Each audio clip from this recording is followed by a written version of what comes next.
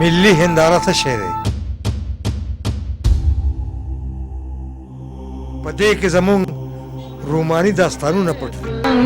زما خوش رنگ زما مزه بل ځای سنم راسه پر څنګ زما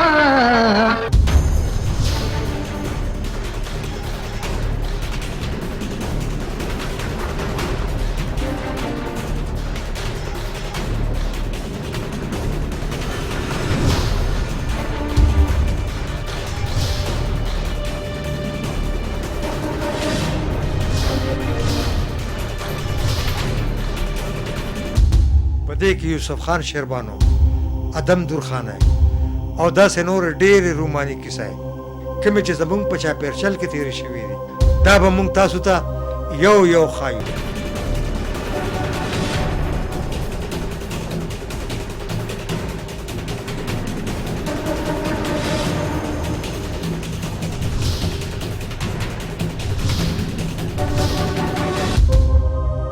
نو ګرانو کتونکو زما سره اوسئ. زه به تاسو ته هر هفته یو نوې کیسه اورم، هم ستاسو په چینل.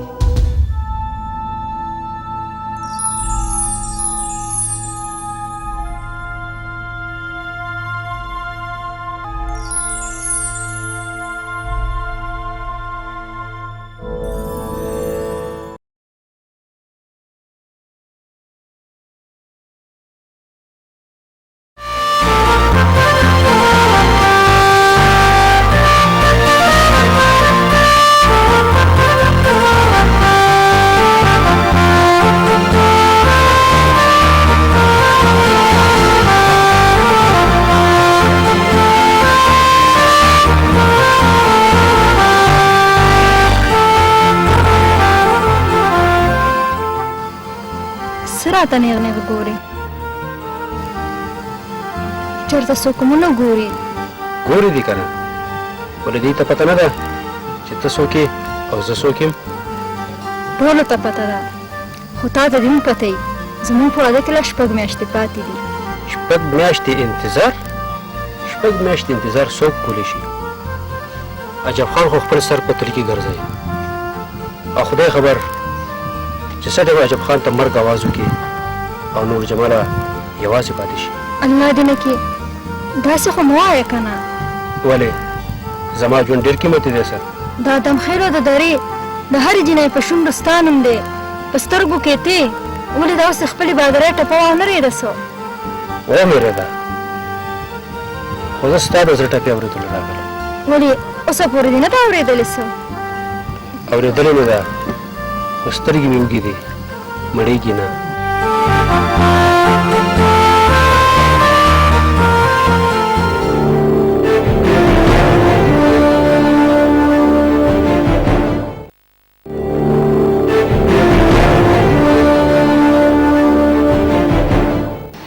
د عجب خان اپریدي ذکر هغه ځان ته نه صرف په پښتني تاریخ کې یو ډېر ځانګړی لري، بلکې د انګریزي یا د انګلستان په اخبارونو او تاریخونو کې ورته هم یو ډېر اهم او اوچت مقام حاصل دی، او د هغه صرف او صرف د هغه د خپلو کارنامو، د هغه د پت، د ښېګړې، د ننګ او د وفا پاللو په غرض.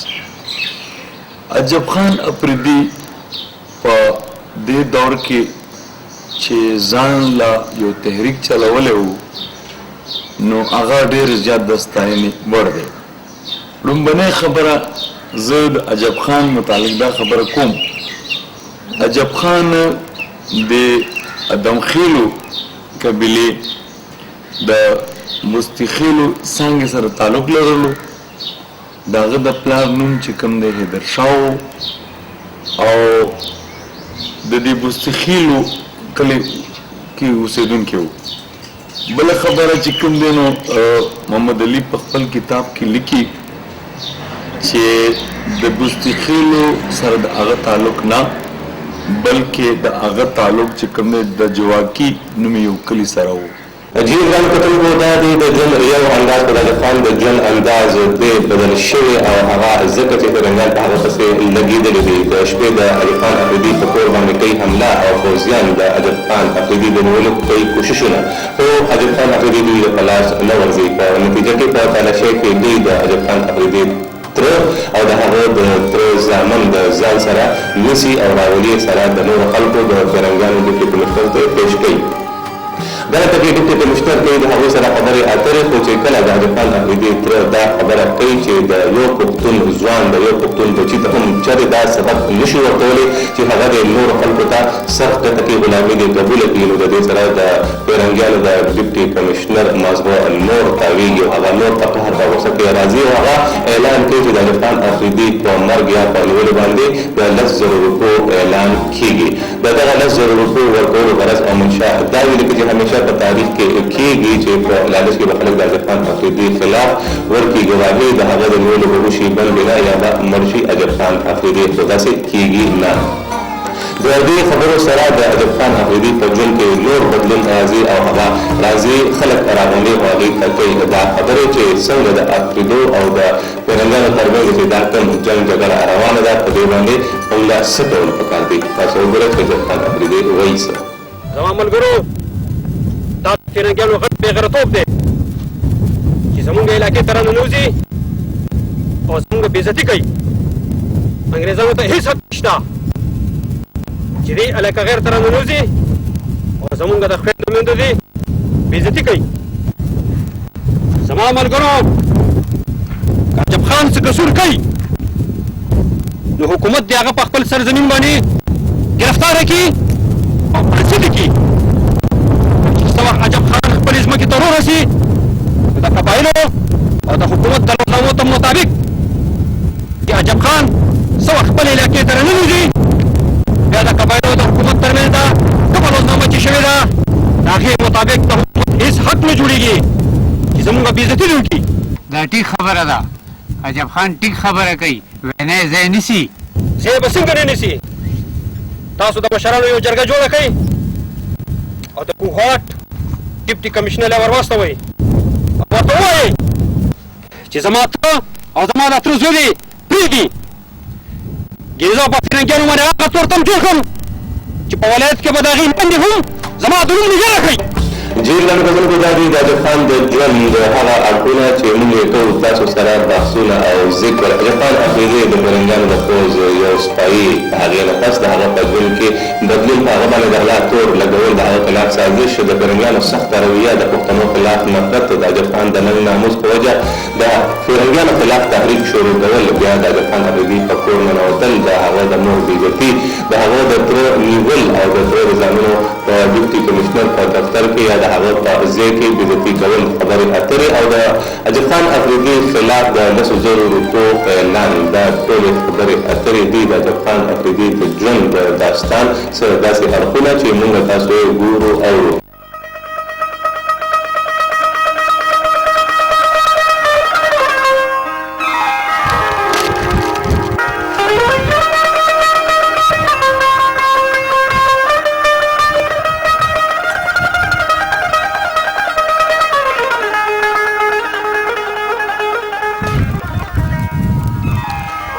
زمونږ ځان دې بچ کړو او خپل ځان دې په خطر کې واچو مینه کې دا لږ احسان دی مینه کوم دا احسان نه دی په پردو کې ټوله نه ښکاره او مړني ځوان سره مینه کوم دا احسان نه دی دا فخر دی او دا فخر ما له الله راکړی دی پاتې شوه د ژوند خبره نو که 100 ځله پیدا شم نو 100 ځله به په تا قربان شم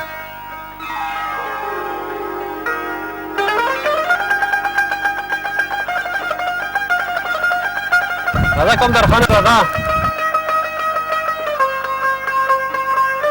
هلکه دلته خو د مینې محبت لوبې شوي دي راځه څه خبر دې راوړی دی ډیپټي کمیشنر ستا هره خبره رد کړه او ویې ویل چې ایوب خان ته وایي چې ځان د ګرفتارۍ له تیار کړي څه وایي باندې ځان ګرفتارۍ ته تیار کړي فرنګیانو ژبه د طاقت په نشه کې درې ډلې وایي زما خبره ورته د هلکانو ټوکې ښکاري ډېر زر به یې تپوس وکړم کمیشنره ډېر زر حکومت ستا د ګرفتارۍ لپاره د 10,000 روپیو انعام مقرر کړی دی او د کوواټ په هره کوڅه په هر لار باندې ستا عکسونه لګولي دي.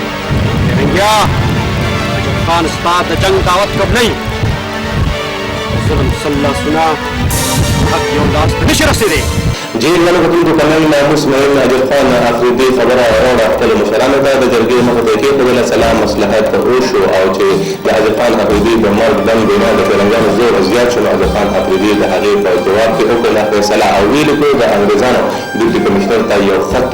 په خط کې عجب خان افریدي لیکي چې دا د یو رایفل په بدل کې د یو رایفل په وجه باندې د پښتون دوستي بیله په ما باندې وکړو، نو شک په ما باندې وکړو، د پلار ګمان زما د کور د اوکلام کې عزتي او ودې خو زما د سر قیمت 10,000 روپۍ او د دې په جواب کې ستاسو د چوڼک دننه نه یو فرنګي یومي معالجته هم په راروانه هفته کې په هم دې ورځ په دې وخت چې تاسو ته ولګي د پښتنو د افریدو د دشمنۍ اندازه او هم دغه شانتې که تاسو څه کولی شئ خپلې علاقې ګنډلی شئ نو وکړئ. عجب خان افریدي به راځي ضرور، ځکه چې عجب خان افریدي یو نر پښتون ځوان دی، د هغه خبره به رښتیا کېږي ضرور.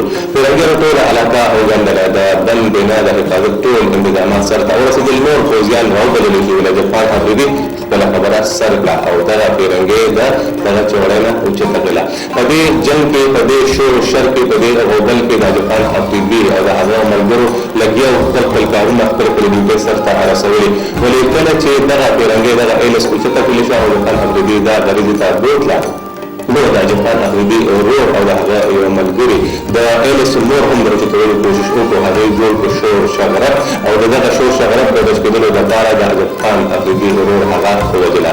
بیا په دغه وژنه باندې د عجب خان افریدي ورور ډېر ستومان و، ځکه چې دا هغه ته ښکارېده د ننګ او د پښتو خلاف خبره.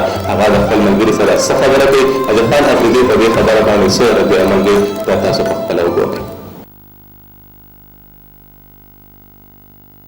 مې مو خو دې مړه کړه، خو زه یم چې دا دې ښه ونه کړ. دا خو زه هم وایم چې ښه ونه شو، خو شوی کار دی، اوس پکې څه کېدی شي. او که لالاله دې پته ولګېده ژوندی به مې پرې نه دي.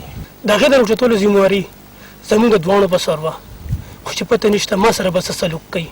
ته خو زموږ مېلمه یې او د لالا دوست هم یې، تا ته خو به څه ونه وایي. ما ته خو به څه نه وایي، خو ما لپاره دا ډېره د شرم خبره ده. زه خو لالا سره سترګې نه شم لګولی، زه خو وایم چې دا خپل ځان په خپله ولم. که ته ځان ویشتی شي نو د دې دوستۍ په حق کې به زه هم تا نه وروسته نه پاتې کېږم. زه به خپل ځان قربانوم. بیا خو وشوه، اول به ته په خپله تماچه مولي، بیا به درته ولم. ودرېږئ بزدلانو!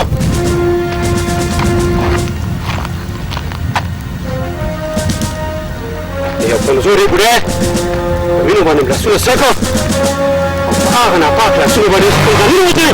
لالا که چېرې ما داسې نه وکړو نو د هغې د شور سره ستا ګرفتاري یقیني وه. ګرفتار شوی دی دی، ساسمان خو نه راپرېوتو. یو بوډۍ په وینه خو به هم لمن نه سره کړمه.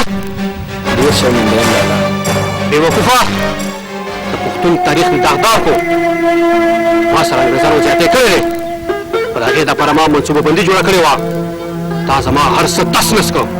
اصول لرم لالا چې څه سزا راکړې سر مې ښکته. بېوقوفه سزا خو تا ځان له په خپله خوښه کړې ده. که مړ کېدل غواړې له خپله لاسه مه مړه، ستا لپاره ډېر ښایسته مرګ په تمه دی. هماغه وشو کوم چې نور کېدل پکار. زه حیران په دې یم چې نن موږ ټول دلته څنګه ژوندي ناست یو په دې نن سبا دور کې چې هر طرف ته د برټش امپایر یو نغارې غږېږي او په هغې کې یو تنها سړی عجب خان راپاسي او د ګورنمنټ سړی جنګېږي. It's so interesting. زی به چرته که بچه تاجم په سر وي ګرفتارېږي به ضرور. کپتان صاحب تا مخکې داسې خبره کړې وه، اوس بیا ته یو لویه خبره کوې، خو زما دومره واوره. که چېرې مس ایرس پیدا نه شوه نو نه به ته کپتان پاتې شي او نه زه ډیپټي کمیشنر. یو نو تاسو ټیک وایئ، ایلس پسې به موږ ځان به قربان کړو. که ته مړ شي او که زه هېڅ پروا نشته، خو Miss Alice पैदा कीडल ډېر زیات ضروري دي. It's so important. Miss Alice زما چلغړه ده. My fiancée د هغه لپاره زه سره وړاندې کوم. که دا مهم ماته حواله شي ډېر به ښه شي. تا ته کومه اجازت دی؟ تا ته چې څومره د فوجي کومک ضرورت وي ته اخیستی شي. You have special permission. جیرانو کتونکو دغه شانتې یو ډله شله خبره نوره هم او ایوب خان افریدي د مس ایلیس د ځان سره د ساتلو وکړو پوره بند بنا او هغې ته یې ورکړو پوره حفاظت او تحفظ کوم چې د پښتو رنګه خبره ده. بل خوا پیرنګانو سره د ایوب خان افریدي د نیولو د فکر سره د مس ایلیس د راپیدا کولو غم هم ملګری شو. هغوی په خپلو کې د مس ایلیس د راپیدا کولو د ایوب خان افریدي د نیولو یا د وژنې لپاره نور پوځونه رابلل او مختلفو خلکو دا ټاسک دا کار په خپل سر اخیستو، ځکه چې د ایوب خان افریدي نیول یو غیر معمولي خبره وه، یوه لویه واقعه وه. په دې ټول کار کې ایوب خان افریدي یوازې نه و، د هغه سره خپل موجود خپله قبیله ولاړه وه، د هغه چلغله هم د چانه وروستو نه وه. د هغه چلغلې اچولې وې د سړو جامې او هغه ته یې هغه ټول خطرې په ګوته کولې چې کومو پیرنګیانو د هغه خلاف کولې. دې خواته د مس ایلیس او د ایوب خان افریدي یو منظر، اخواته د غر په سر ولاړه د ایوب خان افریدي چلغله وایي یوه سندره چې تاسو پرې واخلئ خوندون.